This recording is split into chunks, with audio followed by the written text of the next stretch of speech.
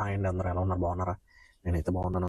ఇప్పుడు రాత్రి 10:30 అవుతుంది అనమాట టైం. వీడియో షూట్ చేయడానికి కారణం ఏంటంటే, చెప్పాను కదా, ఫ్యామిలీ గుర్తొచ్చింది. చూసారు కదా, చుట్టంతా మొత్తం క్లాత్ కట్టేసాను అనమాట. మనం వీడియో షూట్ చేస్తున్నాం కదా, ఎవరైనా చూస్తే బాగా పడుకుంటారు, వాళ్ళు డ్యూటీకి వెళ్తారు. గల్ఫ్ జీవితం ఎలా ఉంటుందో తెలుసు కదా. ఎవరు ఉండరు చుట్టుపక్కల. మనకి ఏమైనా కష్టం వచ్చినా నష్టం వచ్చినా మన అన్న వాళ్ళు ఎవరు ఉండరు.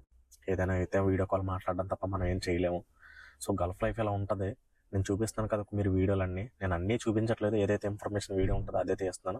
ప్రతి వీడియో అయితే ఏం చేయట్లేదు, ఎందుకు మరీ ఎక్కువ చెత్త అయిపోద్దని చెప్పి చేయట్లేదు. నాకు ఏదైనా కొంచెం నచ్చి ఇన్ఫర్మేటివ్గా అనిపిస్తే చేస్తాను. వాళ్ళు మా ఫ్రెండ్ని అడిగితే వాడు వెల్డింగ్ నేర్చుకో, బాగుంటుంది, మన శాలరీలు ఉంటాయని చెప్పాడు. సో అందువల్ల వెల్డింగ్ నేర్చుకుని ఇన్స్టిట్యూట్లో నేర్చుకుని వచ్చాను.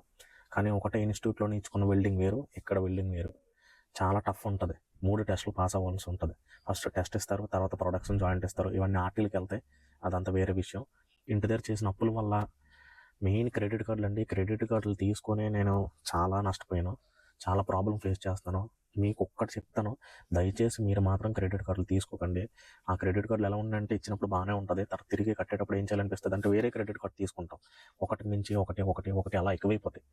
వద్దు, ఉంటే తిందాం, లేకపోతే నోరు మూసుకొని ఉందాం, అంతవరకే తప్ప. కానీ క్రెడిట్ కార్డుల జోలికి మాత్రం వెళ్ళొద్దు.